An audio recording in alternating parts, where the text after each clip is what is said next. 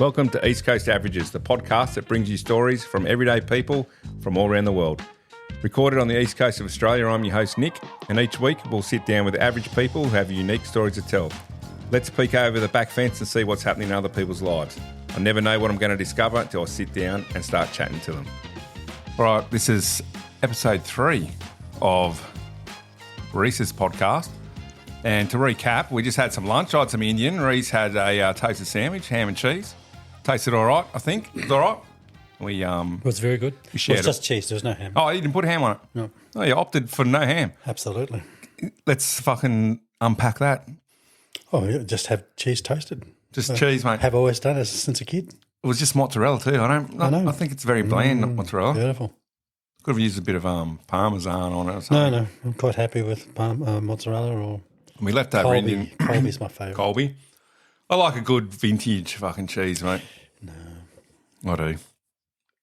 But you got the ham out of the fridge, I know. I know. And then decided to put it back. I did. It's processed. Didn't like And it's processed. And my body's a fucking temple. Fucking processed. All right, so I'm not going to recap it all because everyone who's listening to this has already listened to the season episode 1 and 2 yeah. of Reese's story. So you've just had the phone call saying, Reese, we have – well, I'm going to put a explain on if anybody has a relative who has donated organs or had someone pass away waiting for a donation, we're going to talk about donation, heart transplants and donating organs over the next hour. If that's going to cause you some discomfort, then feel free to turn it off. If it does cause you discomfort, reach out to someone you know and love and speak to them about it. Absolutely. It's a funny one when we talk about, we'll get to it, but it's such a fucking incredible gift. And I don't think that people, maybe they do realise, how special it is, but we'll get to that after you wake up from your transplant. But just want to let people know we're talking about that on this part of the episode. So you've got the call. Got the call. 10 o'clock at night. How did the call go? Well, we'd been out for dinner. Yep. And we got home. Sharon was heading to the bedroom to get some pajamas on. Yep. I was about to take medication. Was she nude? No. Oh, just going to get changed. Yes, she was going. Right. We walked just in from outside. Just want to clarify that. We walked in from outside. The family's listening. There was no rush sex on the way home. Sorry. Much to your fucking disappointment. Absolutely. Is that why you were blue when you walked in? What was blue?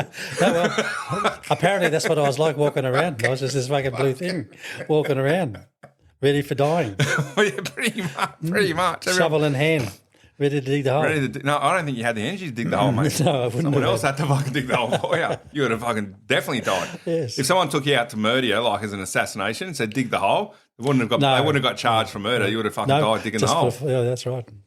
All right. So anyway, jokes aside, you got the call. So I got the call. I was about to take some medication, and the mobile goes. I thought, oh. And then Private number came up, all right? No. Because I'd been ringing the hospital that many times over a number of years. Have you got a heart for me yet? Is that the sort of call you're making? No. Hey, it's Reese again. No. Have you got a You're fucking always heart? ringing for different appointments or whatever, you know. Yeah. And so you recognise the number. Is that when you thought, shit? No, I didn't even. Oh, okay. No, So, yeah. No. Didn't even think. I thought, it's a transplant. You know. And I could have had bloods taken just prior as well. So And they might have been ringing up and saying, listen, you need to. Yeah, well, when you have your bloods, they take different levels, so it's closely monitored.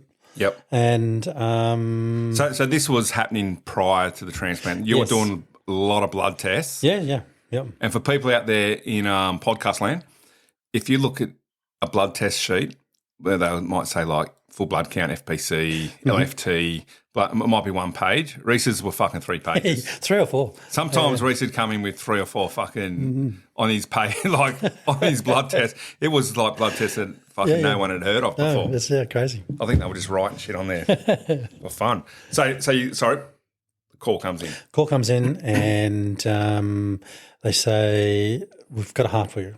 And as simple as that. Is that what they said? Yep. We have a heart for you. Yes, we've got a heart for you. But we need you to be here by, I think it was 4 o'clock in the morning, and because we want you on the table by 6. Yep. And this is 10 o'clock at night. And I said, well, I don't think I can be there by 4. It might be 4:30 or something like that. Yeah, because Bega is about 6 hours Yeah. from. Did you Sydney. have a go bag? Well, they said you should have go one bag. packed. You didn't have one packed. We did not have one packed. No. But I mean, this was 6 months after we'd been notified. Been accepted. On the Yeah. list. Yep. Yeah. So you have a bag packed for a little while, but Yep. then as time goes on, you just think, oh, well. Yep. And I mean, what are you going to chuck in? Just, What are you couple of pairs of underpants, couple of Taking, pairs, t-shirts, and that's it. Yep. So You didn't take my pillow either, I might add. no, did not. You're right. That pillow was there for you, mate. I know I should have taken believe it. you On left it hindsight, alone. I should have taken it. You're right. I know. Anyway, carry on. So she said, "Oh, we need you here by 4 o'clock." So I said, "Okay." So when you're saying I can't make it by 4 o'clock, you could very well be giving away your chance Absolutely. at life. Yeah. Did you think, I'll just fucking bullshit and say I'll be there by 4? Well, no, I just said, "Oh, well, it is what it is." So we'll Yeah, they know where you are. Yep.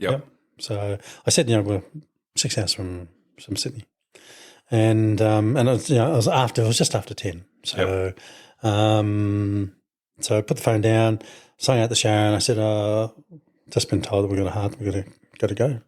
I said, well, better ring the kids. What did Sherry say? Well, there was no panic, nothing really. Yep. I just said, we've got to ring the kids. We'll have to go and see them or get them to come around here. Got to pack a bag and we're going. Yep. So she just, yep, okay, this is what we've got to do. Yep. So, rang the kids. They were all coming around. We started packing the bag and we just made ourselves ready. Were the kids coming around to say goodbye in case you didn't make it? That's just in your head, but everyone else was thinking. I think in hindsight, yes. I mean, that's probably what they were doing. Yep. Because there was every chance that I wasn't coming back. Yeah. But to me, it was just like, see you soon. Yeah, I was like, well, see you later. I was just like, see ya. We'll be back soon. I didn't say we'll be back soon, but that was my mindset. I'll see you. Kids upset, tears. No. Was it a weird? Looking back, was it a strange interaction? I wouldn't say strange. I think looking back and seeing their faces, you can say, oh, yeah, it was weird for them. Yeah. Yeah. Yep. Because they were obviously saying goodbye. Yeah. So not, see you soon. Obviously keeping the tears at bay because they didn't want to. Yeah, there was none. None. No. And I was just me, smiling. Yep. Off we go, sort of thing. So you jump in the car and you're fucking heading. Yeah, well, we're on Sydney. our way. Yep. Any conversation about someone's just passed away and you're getting their heart? Like, was it? Did that? No, we didn't didn't have that conversation. Yep. We did not have any conversation about transplant. On the way up. Nothing about it at all. It was like we were going on a holiday. We were heading up the coast, basically. Yep. We were just heading. There was no conversations whatsoever about the transplant, being sick, coming back and doing this or that, or it was just we're on our way. Did you head up across the Brown, up through Canberra? Straight up through you went up the coast. Yep. Of course, 4 o'clock in the morning. 4 o'clock 10 in the o'clock at morning. night, hardly any traffic. Sorry, it was 10 o'clock at night. We thought, well, there's not going to be much traffic around, so we'll just go straight up the coast. Won't have to stick to the speed limits as you would during the day. Well, if you got pulled over, you'd probably say, look, I'm on my way. I'm on my way to Sydney. St. Vincent's to get a heart transplant. Yep. I've got to be up there by 4 Here's the number a.m. you can ring and confirm if you like. They could have very well turned around and said, we'll fucking give you an escort, mate. Yeah, and that's right. They may have done too. Like if you were maybe not 5 hours from Sydney, but they might have looked at it. Maybe no, it was overcast as well. Yeah. So I remember coming through Berry and there's all these roadworks because the bypass hadn't quite completely opened. So there's all this road signs and failing eyesight. It's like, fuck, where do I go? It's like a Christmas tree sort of thing, Do you think if you had got, sometimes you get stuck at those night works for half an hour. Do you think you would have got out and said, look, mate, I'm actually going to St. Vincent's for a heart transplant. I can't wait here for half an hour. That was never an issue because it was just straight through. You went through, so, Yep. So I was never even didn't even have to think about that. It was just it'll make it more exciting, mate. You know, you're out in the fucking rain. Hey, I've got to get to Sydney. No. So no, we were just on our way. So and we just talked about normal stuff, Yep. Yeah. So. So you've got a couple of grandkids. They're all. You already had 5 grandkids. Then we had yes. No, we would have only had 3. Yes. 4. Oh, It's hard to keep up. Because we've got 3 new. It's hard to keep up with all the breeding that your family are up to. 4. We had 4. They're all fucking breeding. So no, we had 4 because we got another 3 while Sharon was going through her journey. So yeah. So you're on the way to Sydney. You arrive at Vinnie's. Is that parking the car park? No, they just said, "I'll come to the front door, push the button. I'm the night nurse manager. I'll come down and meet you." Oh, so they didn't say go into the ED and say, "No, Reece, I'm here for a heart transplant. No, just come to the door, push the buzzer, and I'll come down and get you." Yep. So okay, yeah, no worries. So no issues of getting into Sydney itself. Yep. No issues to getting parking once we're in Sydney. Yep. So push the buzzer. She comes down and says, "Hey, Reece, how you going?" You'd met her before? No, okay. Yep. She was just the night manager for that shift. So she wasn't young nurse, older nurse, middle-aged? No, probably middle-aged, Yep. yeah. But, really happy. How you going? Because before we left Bega, I got a phone call back from Sydney, and it was the nurse again. Yep. And she said, "You will be here at 4:00 because I've just Googled, and it tells me that you'll be here by 4:00." So okay. So okay, well, I'm on my way. I'm on my fucking way. Yep, no worries. Yep, that's right. So once we get there, buzzer. What time did you get there? I think it was 4:05. 4:05. Yeah, Okay, it was really close. It was either 5 to or 5 past, but I'm pretty sure it was 5 past. And you're nil by mouth from the call? From the call. Yep. Because we just got home from dinner. So yeah. So upstairs we go, and we go to the admitting floor, and I was met by these 2 Asian nurses who are just absolutely wonderful, really nice people, and they took us to this room where we had to go through our processes, get changed, go and have a shower.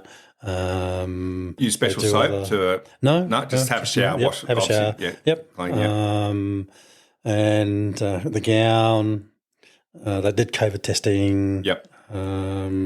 And I was standing there, and how you've got bed numbers.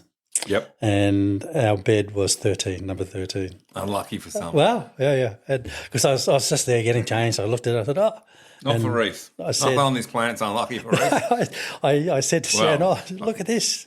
And I said, go figure. We're just laughing about it, It's like, okay, that's what it is, Because apartment blocks don't have floor 13. No, I know. Like they'll have that. They'll make that plant room floor. Yeah, they will just fucking go from. And I think some 12, motels, 14, hotels do the same thing. No room 13. Because there's people out there that won't fucking do 13. I personally couldn't care less. Yeah, no, it's another number. So, I was like, oh, fuck, look at that. Room 13. Although if you listen to podcast number 13, I did say I didn't like number 13. So that was quite some time ago. There you go. I've come a long way since then. You've grown. I've grown. I've fucking grown since then. So you have your shower, pop into bed. When does a doctor come in and say, right, mate? Didn't see a doctor until I went down for the anaesthetics. Okay, so you're in the bed. You're gone pretty soon after that? No, it was another. We didn't go down until 6 o'clock when we went down. So we had a couple of hours. It was pretty, just pretty casual. Had those 2 nurses there the whole time, and one of the nurses said to me, she said, "You're going to get through this pretty quickly." I said, "What do you mean?" She said, "Oh, I've got a feeling about you. And you'll be here. We'll see you only after a few hours." Yeah. She said, I've done this once before. Yep. And it came through for that person as well. Yeah, said, cool. Okay. Oh, happy days. Yeah. Some kind of weird little it was just spidey sense from the nurse. Yeah. So I thought, oh, okay, no worries. Probably says that to everyone. No, but yeah, these things happen. And look, when you're in a particular industry, and it doesn't matter what industry you're in. No, that's right. You spend all day looking at people having heart transplants. Yeah. You start looking at people thinking, fuck, he looks really unwell, that dude. Yeah, I don't think he's going to make the operation. You probably don't voice it, but you start to get that. Yeah. Same as if you're working in the fucking service station, pumping gas.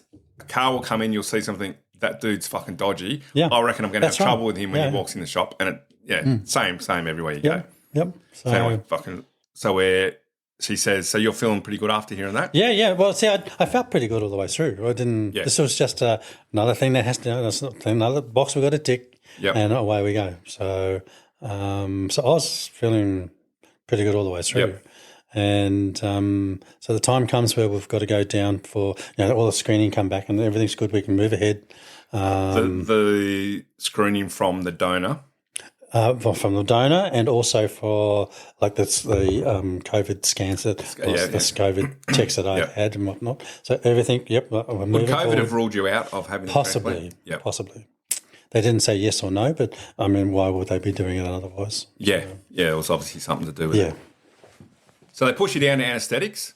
So you say goodbye to Sharon? Yep. Well, she came down all the way down to the room. Yep. And then it was time to get pushed into the room proper. Was it a busy? No, it was really very quiet. No, it was very, very quiet. Just really smart people going about the business. I guess because I had the registrar come through after Sharon left, because I was just in the room by myself, and I'm just sitting there. There's a bit of music going. I'm having everyone. Yep. He walks in and he says, "Oh, you're a chill character, aren't you?" I said, "Oh, well, yeah."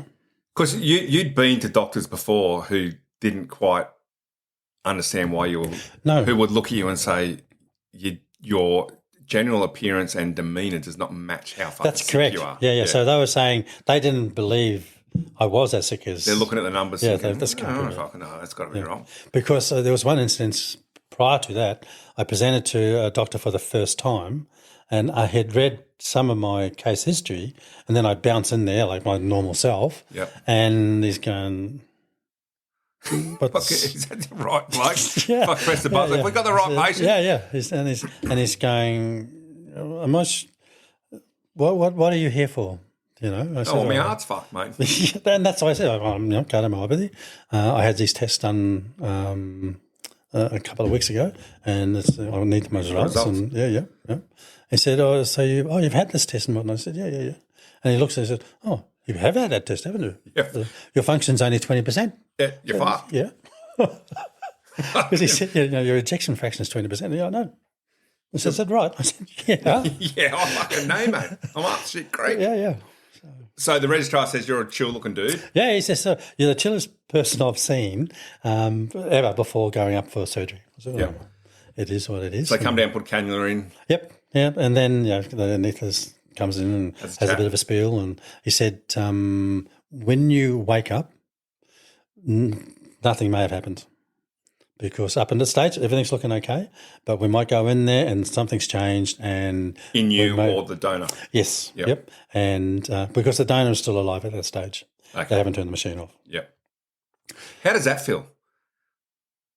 You didn't think about it? Because when you think about it, like I keep saying, it's such a fucking incredible gift. The gift is amazing. You know what I mean? Absolutely amazing. It's off the fucking charts. Yeah. And that's like I spoke about before, when all these pre-tests you did, it felt like they were for the donor, not for you. Well, it's both. It's both. And I think from talking to you and what you were saying about the process is they were very aware of how fucking special that gift for what was going to come your way. Mm-hmm. And I think it sounded like they had that in mind the whole time. But anyway, I've gone on about that before. So, because it's quite, I get pretty emotional about it, because it's actually... No. Because having kids and you're married and Kez and we love them all, any one of us could be making that fucking decision absolutely. One day to say, look, your child is unwell, he's not going to make it. We need to talk about donation. Donation, yeah. Absolutely. We can save 5 people. Yep. we're not going to save your that's relative, right. but we can save 5 people. We can save 5 give them people. life. Yeah. It's like I said, when I talk about it, I get fucking emotional. I don't know. But No, I do too. Yeah. I mean, even more so now. I mean, I was emotional before this, but now even more so now because I'm living the gift, Yeah.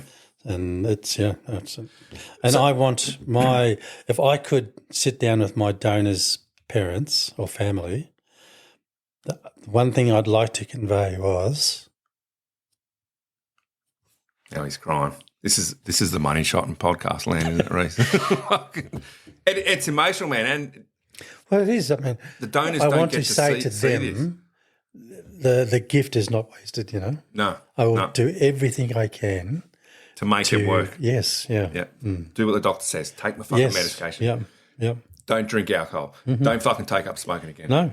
Live a healthy lifestyle. All those things. So it is such a gift. Yeah. So we got a bit forward then. Yep. So the donor is still still alive. Still alive. And he says to me, he says, you may wake up and nothing has happened because we couldn't move forward. Right up to having your chest cracked open. Yes. You can wake up with your chest open. No. And still not Yes, have had that can happen. Yeah, very rarely does it happen, but that can happen also. Yep. So, and that was my last conversation I had with anybody. Yep. And so because I remember Sharon rang me. You rang me when you were leaving, and I thought, I remember saying, I set my alarm. I'll wake up about 3 and see how he's going. Fucking fell asleep. You didn't ring back. I didn't ring back. I wake up at like 7 o'clock, 6 o'clock thinking, he must be fucking there. Anyway, so Sharon rings me, says, he's gone in. Yep. We're like, fuck Sharon, like, this is it. This is fucking, and I actually. Was she emotional then when you had that conversation? A little bit. Okay. A little bit, but not hugely. She was a little bit stunned at the hospital itself. Yeah. I mean, and finding that bed number 13 and, Yep. so that it didn't knock her.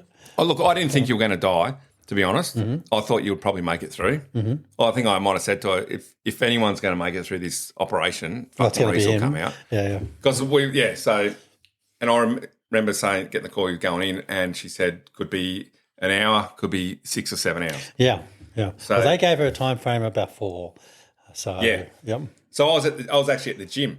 Oh, okay, yeah. And I'm on the fucking exercise bike, and it's like, I don't know, fucking 9:30 or something. Fucking phone rings, and it's Sharon. I thought, fuck, what's going on here? And she says, he's fucking out of the operation. I said, what do you fucking mean he's out there? It's only just gone in 2 hours ago. Well, it's supposed to take 4 to 6 hours. Well, she hadn't slept all the way through. So we're on the way up there. We'll just have a chat all the way up, but nothing about the operation or the heart or nothing about the surgery whatsoever. It was just chat.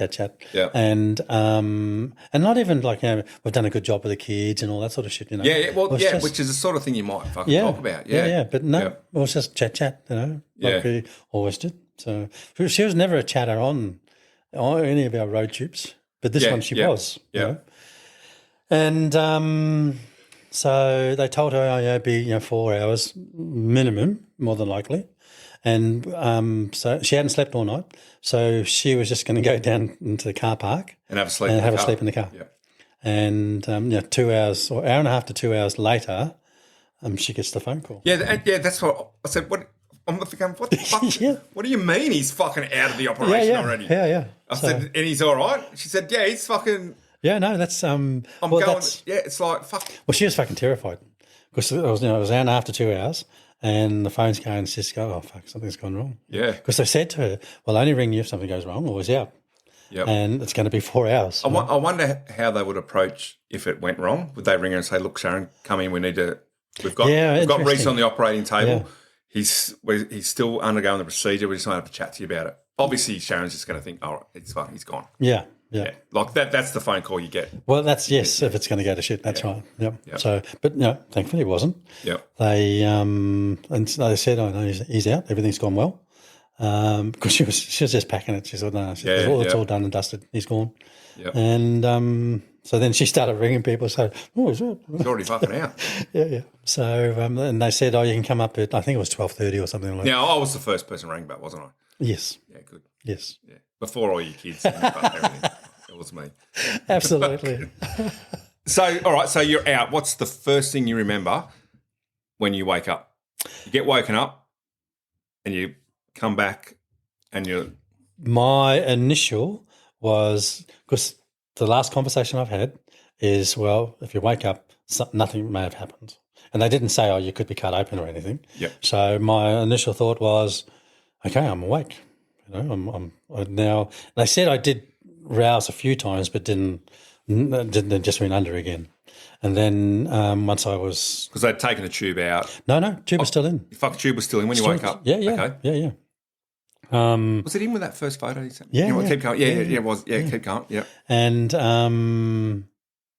so when I was lucid enough, I thought, well, I'm awake, so it's happened. Well, I think it's happened. And I thought, well, I've got to look down to see if I've got a hole in my chest. So I looked down at my chest and I thought, oh, wow, there's a scar there. So I thought, oh, it must have happened. Yeah. And then I just thought, fuck, I feel good. I feel really, really good, you know. Yeah. I just feel amazing. First time in 15 years, your blood flow. peripheral There fucking was- system yeah, was receiving the I quite amount of lifted oxygen. my hands up and they were pink. You know, prior to that, they were always grey or blue or, well, not blue, but They were never a good colour, yeah. No. And I could see, fuck, there's blood there, you know. And it was just, fuck. And I just felt alive, you know. Yeah. For the first time in a long, long time, I felt, oh, man, this is amazing. Yep. I'm not short of breath. No. I mean, I wasn't anyway when I woke up, but I just felt alive. Yeah. You know, it was like, wow, what's going on? You know, it's like... How'd you have the tube still in? Oh, well... Did you have to, like, consciously not fight that? No. I knew it was there. And when I took all that in, like, okay, I'm alive. Feeling good. Yeah, It's feeling fucking good. happened. I've got good circulation. I feel fucking wonderful. And then I looked across the room and there's the intern. The registrar, sorry. And I'm just going, I did this, thumbs up. Yeah. And the tube's hanging out of my mouth. Yep. And what did he... and then I said, yeah, I pointed to the tube, and he said, yeah, okay. So I'll be there in a minute. Yeah. Take it out. Yeah, no, we'll be over. So yeah, sort of thing. He just said, yeah, no, it's all good. So then 5 minutes later, 10 minutes later, they were over removing the tube. Yep. So yeah, horrible fucking experience getting. No, that was great. That was great. I actually recall having when I had tonsillectomy, which was probably worse than your fucking heart transplant. I'm sure. Let me tell you. I'm sure. It was a fucking horrific fucking recovery. You recovered better from your fucking heart transplant than I did from my tonsillectomy. That's a whole other fucking podcast that I can go on about, that fucking tonsillectomy at 48 years of age. But I'm going on a fucking rant again. I remember the tube coming out. It was fucking uncomfortable. No, it's great. So they took the tube out? Yeah. And Sharon was in there yet, or? She wasn't in there for the removal, but she was straight afterwards. She was there. Yeah. And I hadn't seen her at this stage. I don't think. I can't remember. So, but I don't think so. It was within minutes that all this has happened. So, because I'm just going, I feel great. You know, thumbs up. I've got that photo. Thumbs up. Yeah. That's what I mean. Like fucking 3 hours after your transplant, you've got a fucking thumbs up photo of you sitting in bed. You're a good colour. You're fucking life's cruisy. Yeah, but there is fucking risk involved with these operations. No, absolutely. So now the fucking clock starts on the recovery. And you've got to meet the fucking. We do this. After this is what we expect in 12 hours. This is what we look for in 24 hours. They don't tell you any of that sort of shit. But that's what obviously is going through. Obviously going through. The doctor said, "Okay, we're good." Yep. So they removed the tube, and they said, asking, "Are you good? How are you feeling?" That sort of stuff. I'm great, So a little bit hoarse, I guess, because they said you just got to cough and bring the tube up. But once I was out, I thought, "Oh, that's fucking happy days." It wasn't really. Upsetting that it was in there. It wasn't uncomfortable. It was just in there. So much pain in your chest, like the cup? Nothing. No. So which I was really surprised about. And there must have been, but I just I think I was just thinking about other things. There's probably still pain relief from all the anaesthetic that I had, and so. Then I go into ICU proper. We're still in the recovery room there. machines, binging everywhere. binging, Yep. A couple of cannulas. Couple of bags hanging up. And, central lines and stuff like that. They were still in. Yep. Monitored, the whole fucking... Fucking those blowy things on your feet. Yes, of course Pumping. they were there. Yeah. And electrical wires coming out of my chest, drains everywhere. Yeah, because they paste the new heart while it recovers. And yes, yep. For those people out there, pacing means electrical wires, basically pacemaker going into the new heart, just giving it a fucking... Pacemaker defibrillator. Yeah, just helping it along till it relaxes into its new environment. Yes. Swelling, all that shit. Yep. Because once they cut all the nerves for the heart anyway, when the new one goes in, and once they fill the heart with blood, intrinsically it just starts. Yeah. There's no shocking. It wants to pump. Yeah. Yep. There's no shocking, no nothing. They just fill it with blood and away it goes again. Yeah. Fucking amazing. Must be amazing being those doctors. Like the guy that was it Victor Chang, the first one? Yes, he was. Like to even think, like when he thought, let's put someone's heart in another heart. Like how many people didn't make it before you? So many. You know what I mean? Like so many. There were so many success stories. And we used to see them on the news all the time, but it's not really spoken about now. And what did they say? They do like 12 a year or something? They do a couple a month? They're way back, but now they're doing 100. Yeah, that's what and you're more likely going to make it than not going to make it. Well, yes and no. The stats aren't great when you sit down and start to read some of the stuff because that first 12 months is crucial. First 3 months is crucial. Yeah.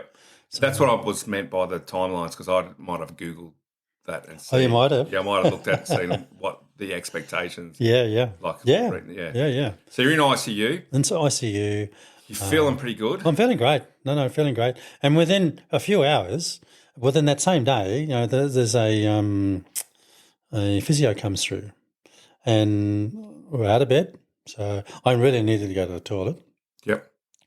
And I said, I'm not going to sit on a pan. You need to do a shit. No, I only really need to do a piss, but I said I need to stand up to piss. Yep. So I'm a man. I don't want to sit down and piss, bro. Jesus. What do you think I am? What if you did sit down to wee because it was a lady's heart? Well, it can't be a lady's heart, though. Oh, a man can't get a man's lady's heart? Can. But it depends on they've got to be similar weight, similar size. Oh, right, yeah. Actually, and they don't have a lot of success. I actually do remember talking to a cardiac person about your condition who said that you would actually be a good candidate for a heart because you're not massively tall, you're not massively short, you're very average stature. Yeah. Because they can't put a heart from a 4 foot tall bloke into a 6'7" bloke. No, that's correct. It doesn't fucking work, which I didn't know. Yep. Which is just another part of it. When you think about it, it makes sense though, doesn't it? Mm-hmm. Yeah. So you got up and had your wee. Yep. And which the nurse that was caring for me at the time, she was a little bit surprised. And then they got the physio around later that... It's fucking amateur hour. Amateur hour, turn your phone off, please. That's all right, babe. We won't cut that out. It's the pinnacle part of the podcast. Anyway, East Coast Averages, here we go. Continue. Ignore the phone in the background. So and then a couple of hours later, the physio turns up and he said, how are you feeling? We probably won't get you up and do too much at the moment. Well, we just had a little bit of a quick pause there because I was making fun of Kez for the phone ringing. She's got this new job coming up and she came out giving me the fucking cut it sign. She's talking to the new boss. Here I am yelling out like a fucking idiot. But anyway. Just been normal. So where were we? Physio. She said, probably won't do much today, but since you've been up already, you'll see what you can do. Yep. So can you march on spot? I said, yeah, pretty sure I can. So did a bit of marching on spot. Did it feel different, the breathing, compared to... Well, you weren't doing enough that you'd get breathless anyway, So, but I knew that I was feeling good. So, I mean, I've always had good recovery from anything that's happened in the past. The stroke. Yeah. I was back home within a few days. And so I've always had really good recovery times and do so without much pain relief and those sort of things. Yeah. And so I was feeling good. So more series of questions and back to bed and starting to look after me now, asking questions, that sort of stuff. And everything's going the way it should be. Everything's going great. Yep, she's taking the regular obs and she's just eyeballing me, just making sure everything's all good. And they are getting towards the end of the day. Like Sharon's been in and out. Yep. Hello, how you going? Yep. Haven't really seen anybody. Well, there's I was nobody else nervous about coming to see you because of COVID, the whole thing. there. Yeah, I know. We were Because I was talking about it. right through that period, wasn't it? Because I didn't want to bring something to you that could fuck it up. I'd rather not see you for 6 months. And well, they wouldn't let you in without a test anyway. Yeah, So. but even when we come and saw you after you got out. Oh, yeah. Yeah, no, because there's a big panic about any infection that can end your life sort of thing. Yeah, so which is fair because you're on a lot of anti-rejection drugs. Yeah, Initially, you're taking quite a substantial dose. High doses, and that's right, absolutely. But, I mean, getting through that first day was that whole time, I just couldn't believe how good I felt. That whole fucking time. Yeah. Was just like there was another person inside me, which essentially I guess there was. Yeah. So, and I just felt amazing. Yeah. So, and the day drew on. Pretty tired because of the anaesthetic. And, you've been up all night driving. Well, that's right. Big 24 hours. Yep. So, Sharon was in early in the evening. You're getting fed. So, they didn't withhold any food or anything like that. They had, when I woke up, offered food, drink, that sort of thing. And they were seriously thinking of sending me out of ICU that day up to a high dependency unit. Yep. But they just thought, we've never done it before. I don't think we can do it. Let's just stick to what works, people. Keeping me because I was doing so well. I was lucid. I was talking to them. I was answering all their questions, and everything was looking really well. But in the end, they made their minds up to say we'll wait for the doctor rounds in the morning, and then we'll see if you can go upstairs. Yep. So, because usually it's 2 to 3 days ICU, and then you go up to the high dependency. So, get through the night, no issues, sleep, shit, and the next morning. You had a little bit of AF, didn't you? Not that night. That night, so that came. That came after I went up to the ward. But all expected. Yes. Yeah, absolutely. It is. Not uncommon to have AF and some arrhythmias while everything's settled because down. everything's swollen. I mean, eventually I found out that the heart was only outside a body for 15 minutes. Yep. So once they turned the machine off and then harvested the heart from the donor and putting and connecting to me, it was 15 minutes. Yeah. So which is why we're not going with any dates or years that the transplant happened. Yep. I'm going to edit that out. No, it's okay to leave it in there. I'm editing it out. Okay, you do whatever you feel is this fucking Nicky J's or fucking Reese's podcast, do whatever you feel is appropriate. All right, I'll work it out when I'm doing the editing. Thank you very much, fucking Reese. Fucking hell. And let's talk about the time when the doctors came in and they pace your heart. That was the next morning. Okay, now let's just put a disclaimer out there saying that no one was harmed. The doctors were playing the pacer that was in your heart can be turned up or down. They can speed your heart up or slow it down. Correct. Speed it up, slow it down. Yep. And they'll come and have a fiddle with that. Yes. But obviously they're looking at things on the fucking blood pressure and all this shit they're looking at. They think, we might just tweak it up a bit or down a bit. Yep. Because they try to let the intrinsic nature of the heart do its thing. So they turn it down to see if the heart's going to pick up and take over. Yep. Well, they'll keep it at a level where it should be, and if it goes below that, then it'll just kick in. Yep. So they come in to have a fiddle with your pacer. Yep. I had a good night. I had breakfast that morning, got showered, did the toiletries, all that sort of shit. Yep. And then whatever time it is, the doctors are doing their rounds. They're playing with your pacer. Well, the intern was playing. Playing with the pacer. Because that was their job. And they turned it down. And he turned it down. Yep. And he forgot to look at you while he was turning it down. Yes. And you. Well, he forgot to look at the machine. So you're laying there in bed and.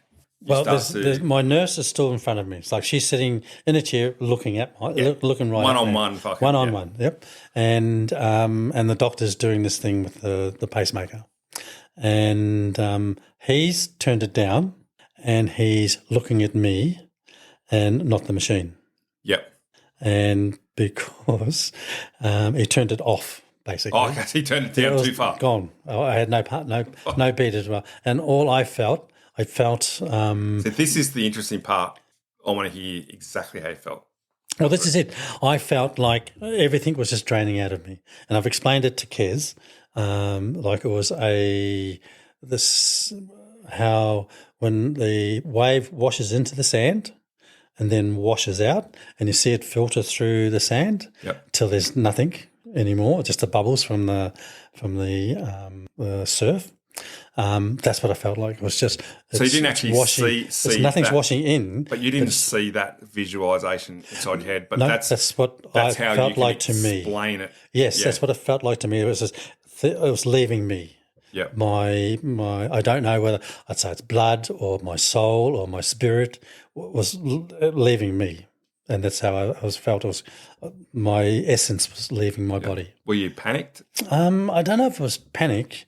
It was just I knew this feeling was happening, and I thought, well, the thing that went through my head. This is interesting, you know. Yeah. It was just washing. My life was washing away, and it was just being drained from me. Yep. And then my nurse, she was looking at me, like, and I'm still looking her in the eye as well, and she just said, Reese. And then the doctor must have looked at the machine. Thought, oh, it's got all fucking. I'm sure I've seen it in a Monty Python fucking movie. He's gone, oh fuck, I've turned it off. He must have turned it up again, and he's gone, hey, I'm back. Yeah, and that's it didn't feel like it was washing in, but it was just like, oh, okay, that feels better. You say you're back. Yeah. But it hadn't quite washed out all the way, you know. Yeah. I didn't lose consciousness. Yep. And I remember her shouting at me, or raising her voice. I wouldn't say shouting, but she raised her voice, which obviously triggered him to think, what's going on? Yeah. Turn. Why isn't his heartbeat? Oh, fuck, I turned it off. Yeah, because then some time later, and it must have only been 10, 15, maybe half an hour's time later, when the professor came around and they were talking about the case and how did I present this morning, and he said the intern said, I had a bit of a episode where like a bradycardic episode. And I said, the professor said, so what happened? He said, well, I turned it down and then just had a bradycardic episode. I said, so you killed him. This is what the professor said. So you killed him. And what did we learn out of that, doctor? Yeah. Let's take this as a learning opportunity. That's a fucking classic. Yeah, and he's like a really good bloke, the professor. And he's been there since day dot. Yeah. And just an amazing man, really nice fellow. The typical intellectual, you know. Yeah. And so you killed him. What did the intern say? He said, I won't do it again. Am I still coming back next month? That's fucking funny. Yeah. And it was, you know. So then you kept recovering, and then I got this phone call from you, and it was fucking scattered, to be quite honest with you. Let's just say it right there. Or actually, Sharon rings me and says, I don't know what's going on with Reese. He's got this he said to me, I need blank books. I need blank diaries. I need fucking blank diaries. And Sharon said, he's got these fucking diaries and he's just fucking writing. He's got some kind of automatic writing going. He's just fucking writing everything. I remember chatting to you about it and you're a bit scattered, to be quite honest. Yeah. Like, it's obviously emotions or something. Whatever was going on, you're fucking writing. But that was a number of days afterwards. Yeah, that's what I mean. Like you're just fucking writing. I know, yeah. Where did that come from? I don't know. Did you just wake up like fucking, what's his name? Fucking, just feel like running. You know what I mean? Forrest Gump. Yeah. So I ran across the state. There's just so much I ran across the country. There was just so much going through my head. You started to write, man. Yeah. I just felt like I needed to write all this shit down, you know. So, and I did. Whatever came into my head, it was fucking... And I'd be doing that, you know, go to bed, sitting there. Oh, fuck. And you know how Sharon, Kez and I used to talk about how you're going to die? Mm-hmm. We're behind you going, he's fucking what's he fucking wrong? Has he fucking lost the plot? No. We were behind and thinking, fuck, he's gone. He's fucking gone mental. Because he just fucking wrote. And I did. And I remember reading it. I don't actually remember exactly what it said. It sort of made sense. Okay.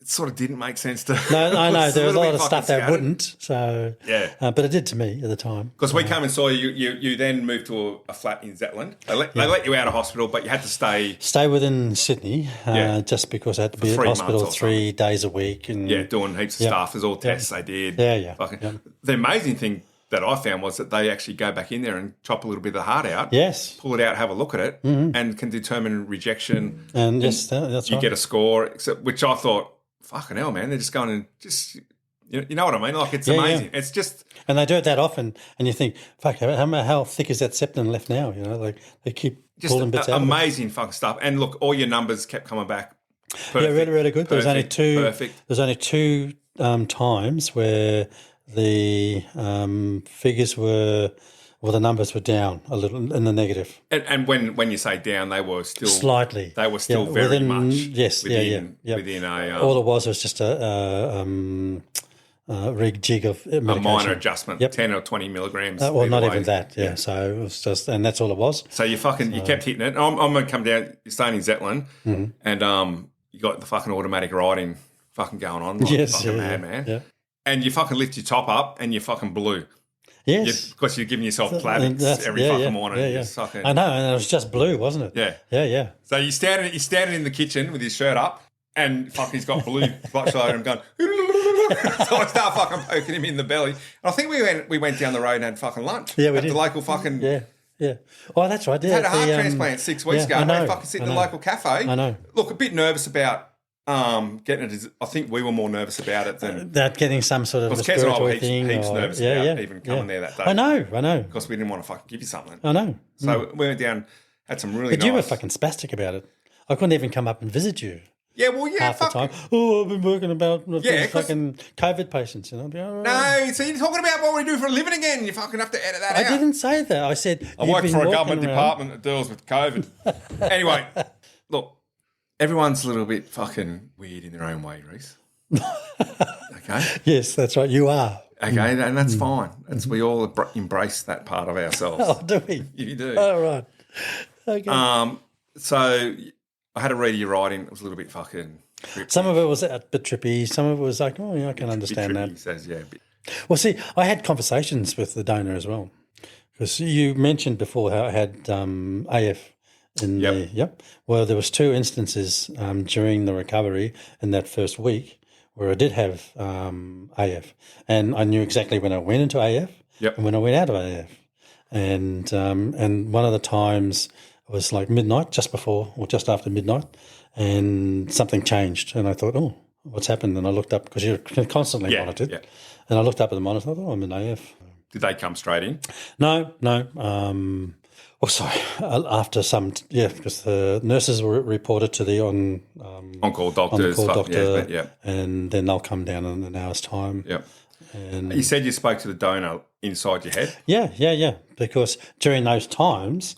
so there was those 2 times where I had the AF, and then there was a couple of times where, because of some of the drugs that you're on, they're very strong steroids, and they can put you into a different mindset. Yeah. So which might be where the writing came from. And that probably is because you're on really high doses of the steroid, and your just fight flight system is turned on. And to me, it's always, there's no fucking flight. We're going to fight. You know, that's all there is to it. So a couple of times I had 2 times I had interactions with nurses that were not appropriate. You're a bit short with them. Well, no. Yeah. No, they weren't doing their job. Yeah. And I thought they should do a better job. So were they doing their job? No, they weren't. They weren't? Well, fair enough. Yep. And one did apologise to me afterwards, which I apologised to. Because they might be tired. Yeah. So you mentioned that. So let's get to where you spoke to the donor. Well, I just thought, well, this is, I'm not doing this by myself anymore. I've got your heart in me, and it's a team. So if we're going to get through this, If you're out there, we've got I to need work your help. together. Yeah. Yeah, we've got to do this together. So, and that was the conversation. I said, well, had no idea. Didn't name him. Didn't do it. I knew it was him.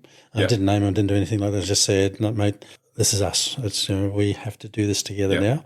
And probably prefer that your heart wasn't in me, but it's fucking in me. it was never. It was nothing like that. It's just like it's happening. This is the battle.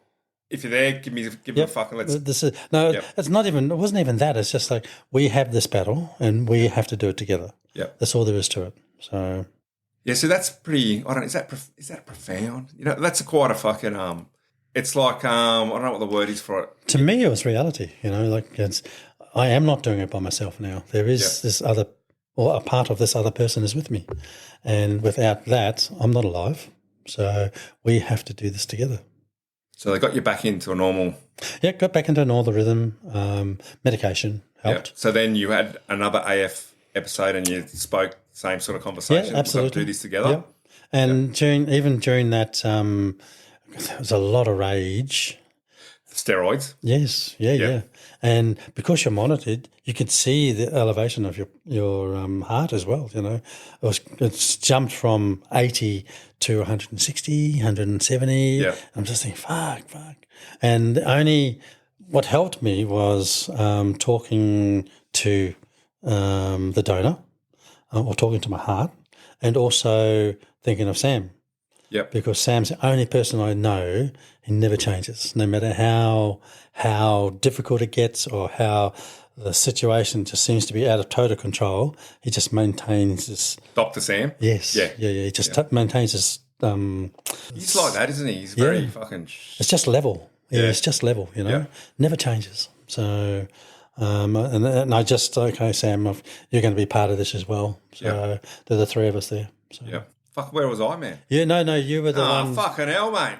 Just get fucking kicked over to the side. Fucking shoved off. I made a fucking pillow and everything. See, this is off.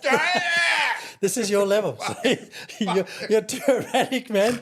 Mate, you fucking done shit. You start down here and you go there within seconds. Why didn't you fucking just drive all the way to fucking Dubbo when you had your stroke? Fucking lay in the heat for fucking 3 days? Well, obviously you didn't read the part. You didn't read the part in the book about you, did you? Yes, I did read the part. You did so you? I'm just fucking making fun of you. Yeah. Got you through, man. So that's how so that's the other conversation. Do you still have conversations with the donor? Yes, a couple of times. Yep. Only a couple of times. Have you ever had a dream where you thought you were talking to the donor? I just thought of that then. Like, you know how sometimes you have a dream and you might wake up. I dream a lot that I'm smoking again. Yeah. And I wake up really happy it's a fucking dream because I'm not fucking smoking. Because I fucking love it. And I have these fucking real dreams like I'm smoking ciggies and I wake up in bed and think, was I smoking last night? No, I wasn't. I think, oh, thank God for that. I have to go through that process of giving up smoking again. Mm-hmm. Have you ever had a dream where you've spoken to the donor? Well, yes, because I have had that conversations with the donor. Yep. But I don't see him as a person. So okay, yeah. He's more like an entity that's part of you now. Yes. Yeah. Yeah. Just never taken on a form or a shape or a... Yeah. So... But he's constantly... It's there. In yes, your yeah. Yep. Would it be a day, not a day goes by where you don't have a little bit of a think about that? No, there are. But, I mean, within a week, there's probably 3 or 4 times a week that I'll... Yeah. So this is the other thing where I'm going to get upset about. Mm-hmm. We fucking plan Christmas with Reese and Sharon at our place.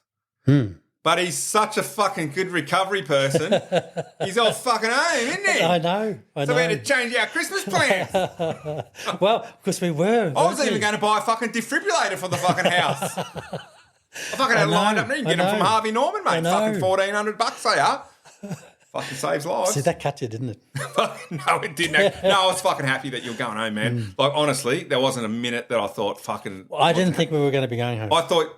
Well, you had planned to live here for a while because you thought you would have to be back and forward to Vinny's on the fucking regular. But because you recovered so well, you're off home for Christmas. I know because we got through that first few weeks and then we were doing so well, I could negotiate with the doctors to say, well, listen, I'm meeting all these maybe we can go home for Christmas. Yes. And they said, yeah. Well, they didn't say yes.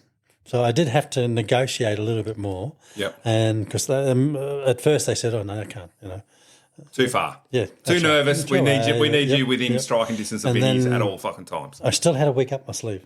So I said, if we reach these benchmarks then, in this time frame, will you allow me to go home for that Christmas? Because I think we could go home Christmas Eve or the 23rd. Yeah, because they closed down anyway. That's right. Yeah. They So closed you down. would have been sitting in the hotel doing fucking at nothing Zetland. unless something went wrong. The only thing that was the downside is that Zetland's a fucking 5-minute Uber. That's right. Ambulance ride. Yeah, as opposed to a 6-hour fucking jump in the car, see you later. Or a helicopter to Canberra. Yes. Yeah. So I said, so if we meet these benchmarks, will you consider it? And she said yes. Yeah. We'll have to go and see the professor and see whether he agrees as well. I said, yeah, no, that's fine. But let's give it a shot. Yep. So, and I reached the benchmarks. They were happy. Everything was trucking along really well. I had to wait for that final biopsy. That's right, yeah. Had to get that result before I could go. Yeah.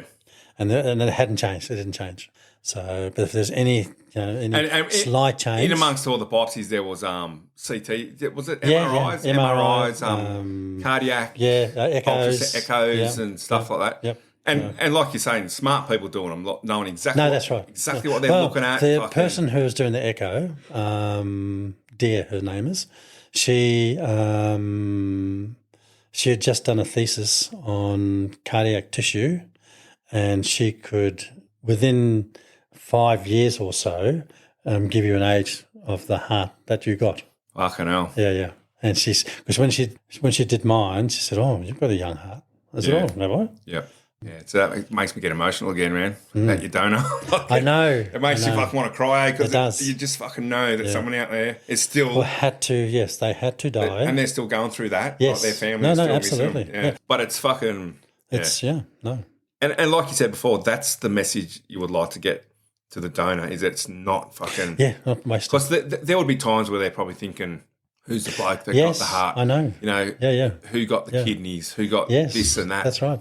And it's a different kind of. But if they knew the joy that they've brought your family and your kids and your grandkids and you and I know the fucking health that you've had since then.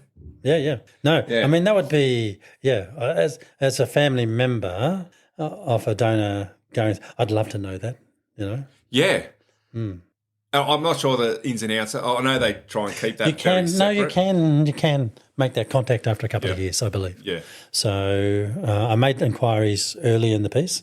Yeah. And I wouldn't mind reaching out one day. Yeah. And just Well, I'm not coming to that fucking meeting because that'll be too emotional. Yeah, I know. It'll just be fucking everyone will be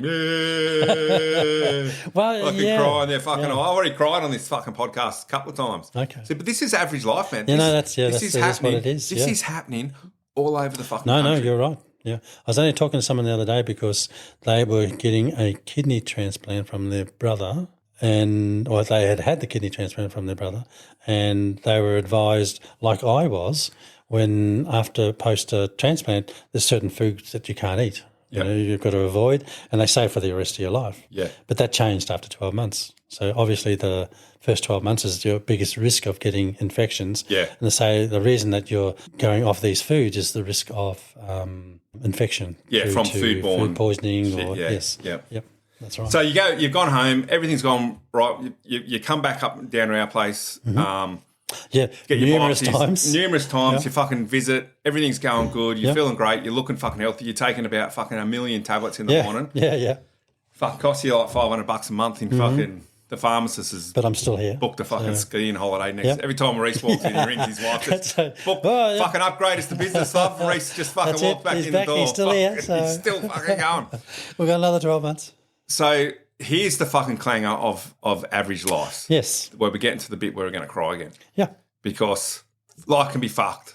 Well, it can. Like we've heard your story, right? And look, we don't everything, but we've spent fucking times pissing ourselves laughing at night. Yes. We've sat around the dining table smoking ciggies and fucking drinking coffee and pissing ourselves laughing and just fucking having good times. Yep. So here we are. We go back to Scott's Head again. The place, my fucking favourite place on this fucking planet. And we love going there as well, And we've only done it a few times. But we've it's been there, always been with you and your family. and your kids have been there with us. Yes. So you're healthy. You've got a fucking caravan, and everyone out in podcast land is listening there going, what the fuck happens? And we're on holidays at Scott's Head. It's your fucking wedding anniversary. You go to Coffs Harbour where you got engaged to Sharon. She collapses and has a seizure and is diagnosed with glioblastoma. Yep. So she's diagnosed with glioblastoma, stage 4, fucking multiform. Yep. A death sentence. Yeah. Fucking, I know. you go through all that shit for all those fucking years to have that. No, I know. Yeah. What's fair, It's like... There's nothing's fair, mate. No. But that's life. And it is life. The entire fucking country is going through shit like that. Like every day of the week. So you get fucking handed the crappiest fucking, the crappiest fucking news on the world. We go up to Coffs Harbour to visit her, and you're in hospital because she's collapsed and a fit. And it's just fucking, just gets worse from there pretty much. It does. The next fucking 11 months was I know. a shit. The shit. But we got another 11 months, so... Yeah. So you're fucking positive, mate. Yeah. Always fucking positive. But it just, I don't know, man. Like, it's just fucked. It is. There's nothing good about fucking you recovering. You get your caravan. It's look. Life should have been starting again. Yeah. That's... Yeah, your this gift, this massive gift you just got to start your life again, has just fucking had a kick in the fucking balls. But... And, Sharon was a rock through the whole fucking thing of mine, every fucking day she was there. If I needed anything. She was doing it. When you couldn't breathe, she'd fucking bring you the glass of water or fucking make you the cup of tea or put your dinner in front of you or fucking, keep you going. But maybe that's a gift, mate, because your kids would have lost both of you. If you hadn't had the transplant, you both wouldn't be here now. True. So the gift is... You're still here to help your kids get through their mother's passing away. True. Because if you had died and then that happened to Sharon, who knows what sort of mindset your kids could be in. Yeah, no, that's... Yeah. Because this sort of thing can make or break people. Absolutely. Like it can... And I know some of your kids have had a few grieving issues with Sharon passing away and have seen someone about it, which is great because we're more open to seeing they've had the people these strength days. to do it too. Yeah. So, yeah. But if you both died... I know, that would have been a mess. Like... Yeah, see, I hadn't thought of that. So the gift is getting through Sharon and being there for your kids now that their mum's died, and that's probably an even bigger gift of you living, you know what I mean? Yeah, no, I hear you. So, see, I'd never thought of it that way. So because I don't think... You're so right. Like it would have just been... I'm not sure how it would have turned out, to be quite honest with you. No, it would have been devastating if they'd lost both of us. Yeah, because when you had your heart transplant, you probably had a couple of months left in you. You were one fucking... I know. And when I look back COVID now... infection away from fucking dying. Yeah. When I look back now, you say I was like death walking. Oh, for a long time, but I never saw that, and I never accepted that. I mean, I woke up every day, I was going to go and do my job, going to have to do everything that I normally do. Yeah. And I think if I didn't have that mindset, I would have died. Yeah, and that's what I mean. I don't know if I could have got through that. I wish I could. And if you could bottle... If you could write a fucking book on fucking how to get through that, fuck mate, we'd be loaded. Yeah, you're right. I'll ghostwrite it for you, and you can. I'll do the preface, or maybe we'll get Sam to put the fucking preface in the book. We'll get fucking Sam up here to fucking put the fucking book in. Huh? Now listen, bud, you have been there for Sam, I'm fucking challenging you, Sam. I'm coming down. See ya. You have been there every time I've entered hospital. I have every fucking time. Yes. So, but we'll get Sam to write the preface. He writes better than me. He writes better than me anyway. That's not lost on me. So. He's way fucking smarter than I am. So. Yeah, he's much smarter than most people. And a fucking nice bloke. Yes. So is his wife. Mm-hmm. So I can't be that mad at them because they're fucking nice people. They are. Yeah, so I'm not going to get... I've been fortunate enough to surround myself with some really nice people. So Yeah. Yeah, so fucking hell, man, that's the fucking kicker of it all, eh? And I know that's the thing that makes people just think, fuck. But I mean, she found it difficult initially with the diagnosis and but she's never one to talk a lot. She keeps a lot of the private stuff private. Yeah. She was very introverted, Sharon. Oh yeah. And if she came and stayed here for 2 or 3 days, occasionally she'd walk off by herself or sit Yeah. and have a good. And that was cool. That's what she had to do. Because we though. knew that was that's just Sharon. Sharon. She sometimes she would like to go and sit by herself, and you knew that, so you just leave her alone for a couple of hours. She'd come back. She'd come back and start chatting again and laughing. So we could be in the house for days on end and not say too much to each other. Yeah. But we knew that we loved each other, and we still had that. There was still a connection, even though there was nothing said. Yeah. So, and I think that speaks volumes for respect for each other. So. Yeah. Yep. Yes. Where do we go from there, Reese? Well, Sharon passing away. We had 11 months where it was only the last 3 to 4 months that were difficult because she was no longer the person that I had known all my life, or most of my life, you know. Yep. So I met her when I was 23. She was 19. And, I'm now 63. So there's a lot of years. Time, yeah. Yeah. I was going to say something. She was hopeful of. Yeah.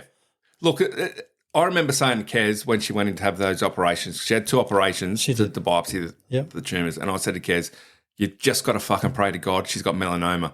Yes. Simple as that, because you know what?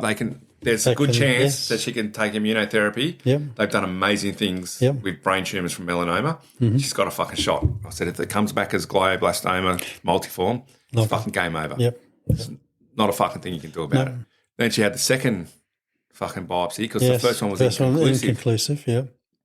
And you could look back in hindsight and say maybe we shouldn't have had the second one, but we're looking for melanoma here. Well, we're looking for a curable cancer, not fucking glioblastoma. So you've got to take the chance to find out what it is because it might just fucking be curable. Yeah, it might be just, So you take the risk, and she nearly passes away that night, which was you ring me up crying fucking. Yeah. 24 hours. Yeah. She recovers, you get the 11 months with her. Yeah. We had that fucking weekend away in fucking Barangaroo. Yeah. Which was great. It was a good weekend. Yeah, it was a good weekend, but Sharon wasn't the same. She wasn't the same. She was still there, but not the same. No. Yeah. It was like Broome, she was still there, but not the same. But she enjoyed it. She enjoyed that Barangaroo. Yeah. But it was just a slow deterioration. So. Yeah. But, I mean, it gave the kids a chance to – there's a lot of grieving even before she passed away. Yeah. So, and that seems to be very normal in most families where someone's got a life-limiting illness and they're going to pass away. Yeah. And there was a lot of discussions, and I mean, I wouldn't change a thing that we've done in our lives, Yeah. It's not, and there's been mistakes, and we've made some bad decisions, but we've got through it all. We got through the other side. I mean, I'd love to change her getting the glioblastoma. Yeah. Well, this dude making the Australian of the Year, man, he's still going. He hasn't had a relapse. Going. That's right. Fucking fingers crossed he might. Yep. Which surprised me with Sharon's diagnosis is that they did the same treatment they've been doing for 40 years, but they know that everyone dies from it. So why are we still doing the treatment? Why don't we just fucking try something new? And that's probably a complete layman's term. Yeah. I'm sure even the guy who's doing the experiments on himself with the Australian of the Year could probably sit down and talk to us for 4 hours about why you can't do that. Yeah. Because of he's scientific reasons. Yes, and that's what it is. I mean, there's reasons why you can't just experiment on people. No, that's right. Even though they're dying, they're saying, just experiment on me, do it. Yeah. So there's probably reasons for it, and that's probably why we don't do it. Mm-hmm. But when you have someone say close to passing away, you think, fuck, just do anything, man, do anything. I know. Yeah. But did anything come up in the time she was going through the illness where there was a glimmer, like, see some people fly to Mexico and do some weird treatment or... No, there was never... No. Did you ever jump on the computer and look? Oh, yeah. Yep. But again, that was just a exercise in frustration because you're just you're grasping at straws. Yeah. Really, Yeah. And then how far do you go? Yeah. How much did you sell everything you got and become destitute on a false hope? Yeah. But, there's people out there that'll scam you. Yes, I know. How do they fucking sleep at night? Yeah, I know. How the fuck do you sleep? Obviously, they do it easy. So that's why they're scamming you. Yeah. Because people who fucking can't sleep after doing it aren't out scamming people. Yeah, no, that's right. So I know. It just makes you wonder, doesn't it? So, yeah. So Sharon passed away on 26th of August, which was pretty much exactly 11 months. Yes, yeah. Yeah, Yep. because it was the 20th. It was 26th. your wedding anniversary. See, this is the other thing. It's your fucking wedding anniversary, man. I know. She spends her 60th birthday organising her fucking funeral. Yes. And I remember the night before she fell over and clapped, she was playing the song, her funeral song. She said, I want to play. She announced this to everyone. Yeah. Listen to this song. While we're all around drinking, listen to this song. I want to play it at my funeral. 24 hours later, she's fucking she's having a collapses. seizure, and then she's fucking diagnosed with life limiting. I know. Fuck, you can't say shit like that. Like fucking touch wood, man. Yeah. And she was so strong through the whole thing, like organising her funeral on her birthday, picking a coffin. Yeah. I chose to care for her during that 11 months as well. Yeah. And I'm extremely proud of not having to pop her in a hospice. Yeah. Not one day did she spend in hospital. Yeah. Which is what she wanted. Yes. Yeah. Well, she didn't want me to care for her at first because she didn't want me to put me through that, I guess. Yeah. And look, Sharon was embarrassed about certain aspects of personal care, but she didn't. And I think it's more embarrassing for them than for us. You know what I mean? Like, I agree. You'd be happy to do it. Yep. No, absolutely. But it's more embarrassing for Sharon, like saying, I need this done. Yeah. But, you had a lot of people, your kids. I know. So, and, and they drew a lot of strength from her as well. So, and I mean, they did realise also, sort of 6-7 months into it that, well, Mum's changing now. So, yeah. Laughs as well during that whole time. And that's the thing, you sit here at the end of, we've been recording for 3.5 hours. Yeah. It's going to be 3 episodes. And look, I appreciate anyone who's sat through Reese's story and got to the end. It sounds sad, but it's not. No. It's ended sadly, but life was pretty good. Yep. No, life was excellent. Yeah. Life was excellent. And I can truly say I wouldn't change anything. We had an amazing time. We did some amazing things. We met some amazing people. And, there's been some heartache and tough times, but we got through it all. Yeah. You've always been a bit of an inspiration with your ridiculous fucking positivity, which is just off the fucking chart. And to my kids as well. Like Max, he always says, he said, the only reason Reese survived that dad is because he's fucking just said, fucking, I'm doing it. We have always said I'm the eternal optimist. Yeah. Fucking ridiculously fucking optimistic. Fucking, I would have died 10 years ago. No, so fucking podcast. Imagine how fucking shit the world would be then, mate. There you go. No, East Coast Averages. Well, I know people out there. Look, press rate, subscribe, and fucking before I'm fucking gone, mate. Absolutely. Yeah. So whilst we've finished on probably a sad note, that's your life wasn't sad at all. No. And that gets through. That's what gets me through every day. Every day I think about Sharon. And there's moments of sadness, but there's so much more of happiness and the times that we had, We did everything together. Yeah. So we had some really amazing times. And it's like she's beside me every moment of every day anyway. Yeah. So I spoke to her in that dream I had. Yeah. Yeah. Did you tell your kids about that dream? No, I haven't. Well, I have these weird, people out there, I'm going to sound like a bit of a wacko now, but sometimes I think they're pretty aware. I have these moments where it feels like people who have crossed to the other side are quite close to me, and sometimes I can see in my head and get these feelings from it. And I often have dreams of people who have passed that aren't dreams, and I don't know if other people have dreams that are so real they're not dreams. Mm-hmm. You know what I mean? It's a different different type of dream. Do you have those sort of dreams? Absolutely. Anyway, so I speak to dead people who've passed. So that sounds very impersonal. I'll speak to dead people. I speak to Sharon. Was come to me in a dream one night, and I was talking to her. She was talking about an oven. She was cooking bread, and she said it was my time to die. She said it was my time. She says, I'm not sad that I'm here. I had to die, and that's how frank she would be. I had to die to get to here where I am now, and I'm happy here. Yeah, and that's how frank she would be too. So and whenever I'm with someone who's deceased, I'm always in the same room with them, and there's always like a barrier between me and their family, and their family are always there. Mm-hmm. And I've had the same dream about a young girl I hung around when I was 5, 6, 10, up to like 12 in the street. Okay. I've had the same dream where I've spoken to her, and I don't even know her family. I've seen her family on the other side. Mm-hmm. And she said, oh, that's your family. And she go, yeah, that's my family. So I can't get to them. I have to sit here and watch them. And that has happened to me my entire life with people who have passed away. Now, whether it's just me dreaming or not, that would be very dependent on the person listening to the podcast. Because some people will go, oh, fuck, you're talking to that person who's deceased. Other people going, you're a fucking wacko.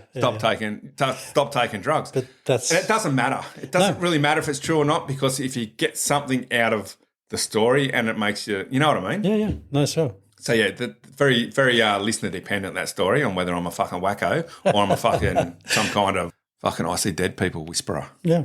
But that's just the way it is. And that's happened my entire life. Yeah. In fact, I used to, as a kid, I would be between two people I didn't know and I would fly between them and back and forward quite a few times. I'd always wake up disappointed I couldn't fly anymore. And then I saw photos of them and it was my late uncle and my late grandfather I've never met. You're kidding?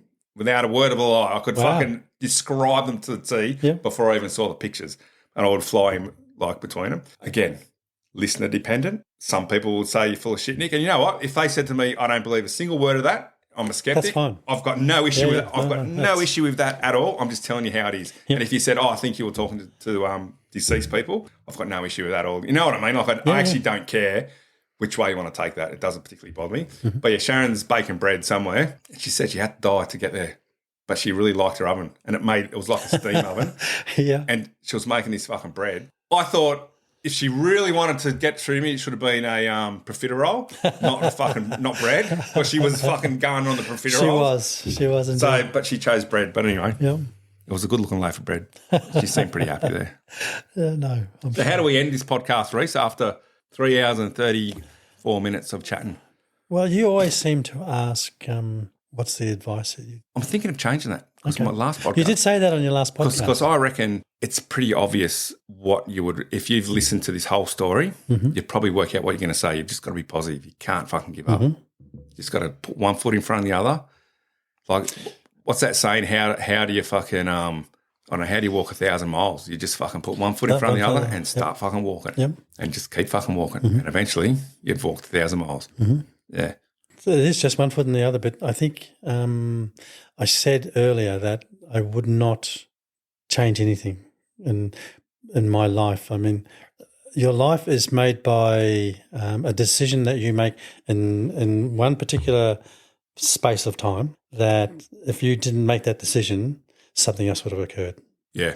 So, I mean, if you go right back to episode 1 when you were living in New Zealand, you made certain choices then, that's it, which have got you sitting here meeting Sharon. If I didn't make the decision to go on that canoe trip in Gundagai, I wouldn't have gone to Nimboida.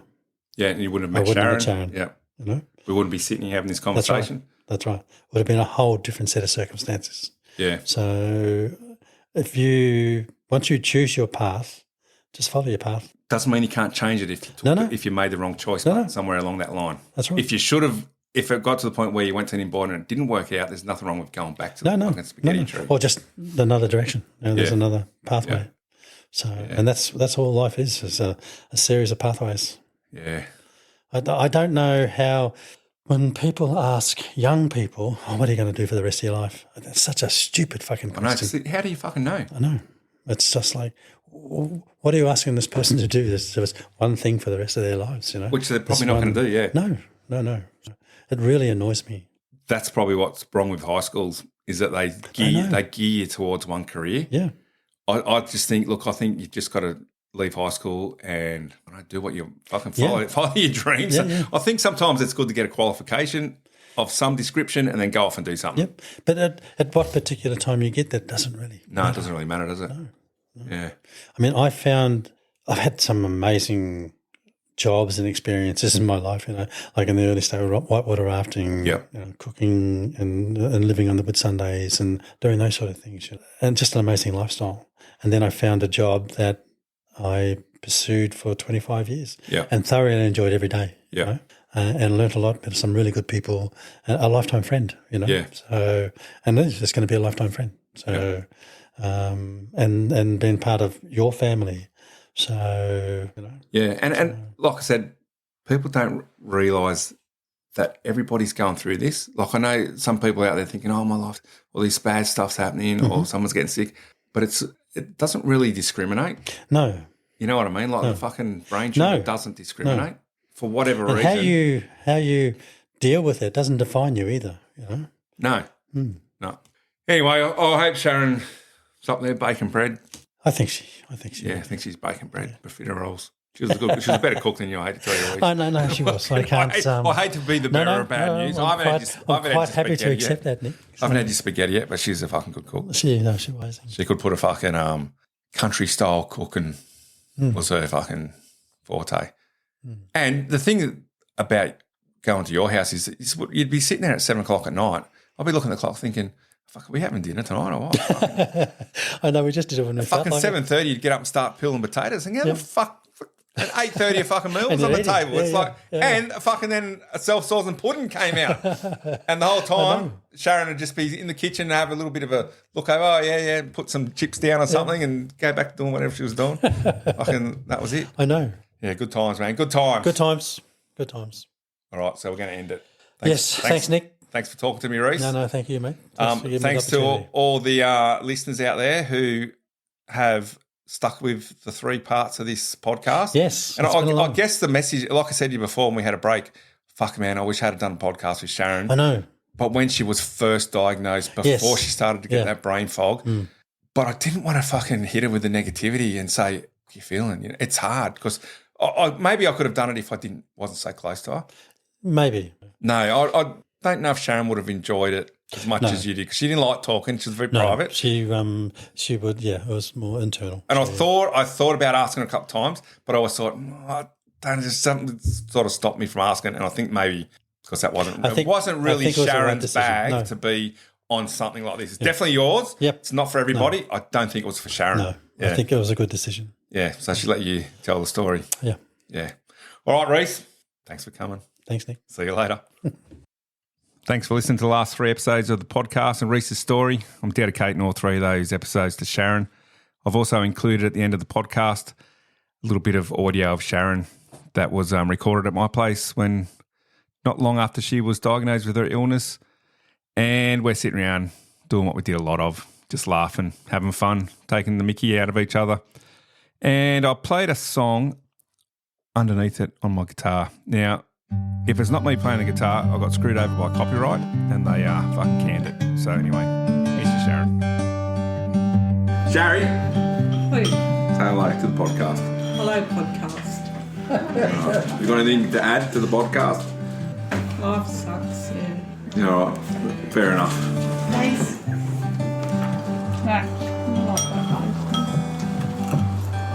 Important person. Cool DJ. fucking podcaster. You're not. You don't look it. Not yet. You don't look it. I might be a cool podcaster. Sharon, what should I call the podcast, Harry? The Average Jones, that would be. The Average Jones. It's actually pretty good. To achieve on this. What are we going to talk? What is the thing? What's the recurring? I want to talk to people about their lives, mate. But every Joe does Our that. How are you going to be lives are different? Yeah, I know, that's why people want to hear it, Sherry. I don't think so. My life's not boring. I don't know about yours. Most average Joe people's lives are boring, so people want to hear about it. I'll claim They it. want to hear about that, Sherry. I've had a pretty good one. They want to hear about how you, at 16, were working in the exchange at Never Tire. Working at the Yeah, they do. exchange. Of course I do. Why do they? Because it's interesting. What was it? It is What do interesting. you say when you answer the phone? Never tire. Never tire. What number? Is that Number, what you do? please. Domino's, Katoomba, Never Tire. Cast I wanted. I feel like it's going pretty well. Sharon, what do you think of the podcast? It's not very supportive. It's not the answer. Hang on, everyone. Shh. What was that, Sherry? I said, no, I've got a tumour. Well, that's just fucking brought the podcast down a couple of fucking steps, hasn't it? That's the weather, hey. Well, where do we go from there? Beat that. Love you, Sherry. Sharon. My elbow's sore. I've got PTSD, My shoulders. Do mild you? to moderate. Show me your diagnosis. I went to a psychologist, did test, Did you mild to remember moderate. Hang on. It's can't hang even on. score. I don't even want Hang to on, know. hang on. I'm typing it out. Tape, she was like ginger Yeah. and pale as, and she did it, and she had like some sort of Tribe.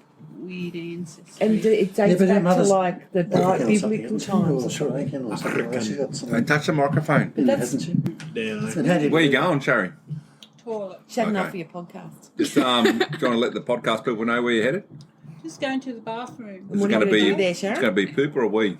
Usual week. All right. Cool. What Anyway, sort I'll of confirm it when I come back. Right? what sort of level is the bust the need to wee? Like 10 out of 10 or? No, not yet. Not It will yet? be if you keep talking.